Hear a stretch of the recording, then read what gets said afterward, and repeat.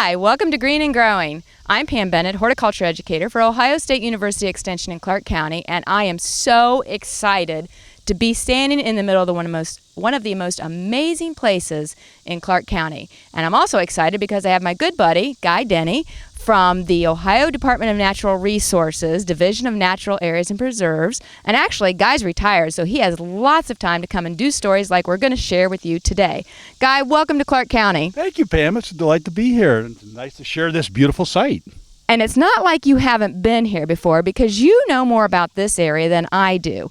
We are standing at the top of the ridge looking down into one of the most incredible natural resources that we have in Clark County. It's called the Gallagher Fen and State Nature Preserve. Guy, I've had a lot of people talk about fens, and you've always told me that Clark County is just blessed with fens. What is a fen? Well, it's really interesting. It's a very special ecological community. It's actually, the fens were created by the glaciers. So they go way, way back over 10,000 years. And a fen basically is where you have very cold, very low oxygenated groundwater coming out of the ground. It can be in an artesian well, or it can be in a seep like we have here at Gallagher Fen State Nature Preserve. And it provides a habitat suitable for many types of plants that used to grow along the edge of the glacial lakes thousands of years ago. Okay, so that's what a fen is, but how did it actually get here? How did Clark County get so blessed with fens? Well, it has a lot to do with the Bell Fountain Outlier, because if you look at a glacial map, south of the Bell Fountain Outlier is this huge amount of glacial gravel that was deposited by the glacial ice. And it's this huge aquifer, and since there's so much water in there, and as rainwater seeps into it, rainwater is slightly acid, so it tends to dissolve out the calcium in the gravel and tends to create this very, very alkaline groundwater, sort of like the scale that you get in your hot water tank from the water that has so much calcium in it.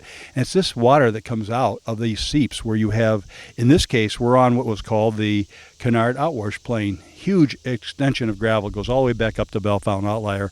But below us, when we get out into the fen itself, we have the Mad River Outwash Plain, which is also another huge aquifer. So where the two join, something has to give. Water from the upper aquifer has to get down to lower aquifer, but there's so much water that's moving that you get these seeps along the edge. In some cases, you get artesian springs, and that provides the habitat ideal for these plants that go back to the time of the glaciers.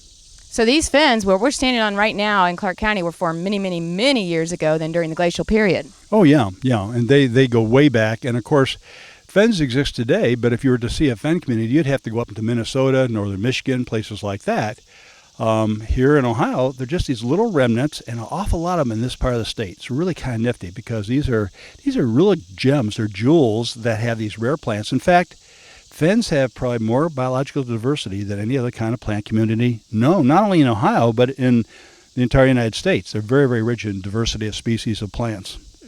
And you guys are lucky, because you're going to get to see some of these really rare and unusual plants. So, Guy, I've always heard about fens and bogs, and you've always told me and taught me that fens flow and bogs slog.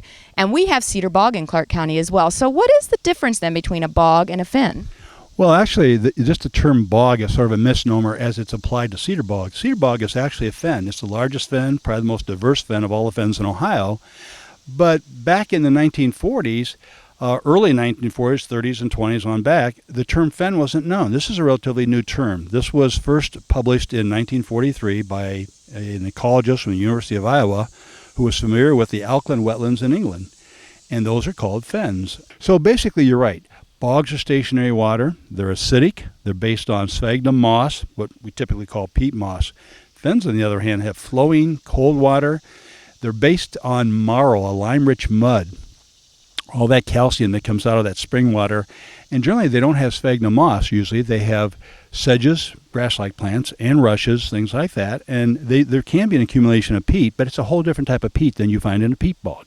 What's really interesting about this part of Ohio is that in Clark County, the extension of the Darby Plains, a large, large prairie area that existed about the time of settlement, extended all through parts of Clark County. So we actually had tallgrass prairie, which came in after glaciation and became established, particularly on these gravel deposits that are very dry. So you would find different plants in different fens, and that's all based on what's underground and what's growing beneath them. And as you said, We're based on some limestone, so that if you're a gardener, you understand why our pH is so high for any of our normal gardening plants, and that's also why we don't do really well with rhododendrons and azaleas that need that acidic type soil. Absolutely true. So you talked about Bellefontaine, and I'm thinking about western Clark County. Bellefontaine's the highest point in Ohio, and then you come down through Champaign County and Urbana and down through this part of Clark County, the eastern part of Clark County, and there are these ridges and a lot of bur oaks growing. So is that all connected? Absolutely, absolutely.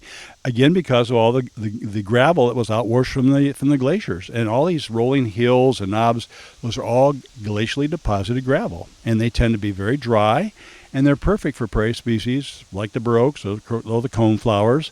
And we have patches of prairie all over Clark County. How did Gallagher Fen and State Nature Preserve actually get its name? Well, it's interesting. John Gallagher was very much involved in Clark County. He was the president of the Clark County Audubon for a long time. He helped establish one of the founding fathers of the Audubon Council of Ohio. But most importantly, we wanted to name this fen in his honor, not just because this was his home county, but he was very, very instrumental in saving Cedar Bog when US 68 was planned to go right through it. Well, here we are again. We're now down at the bottom of the fen. We made our way down the boardwalk and across the little path area, and I am standing with my feet in the 56 degrees water. It is 90 degrees outside, and it feels absolutely fantastic. What we want to focus on now is a lot of the different plants, the cool plants that you're going to find in the fen. So, guys, start pointing some of these out, and we'll start learning about new plants that we're seeing. Since we're right in the middle of them, let's start with the most characteristic plant of a fen, which is the shrubby cinquefoil. But it's a plant of the north. It does extremely well in these situations where it doesn't have access to a lot of water. And you may say, well, we're standing in water, and we are, but that water is very cold, isn't it? And because it's so cold, it's difficult for these plants to absorb that water. So that's why we find, in addition to some of these very specialized fen plants, we find prairie plants here, because even though they may be submerged in water, that water is not really available to them. So it's just as if they were growing in very dry land.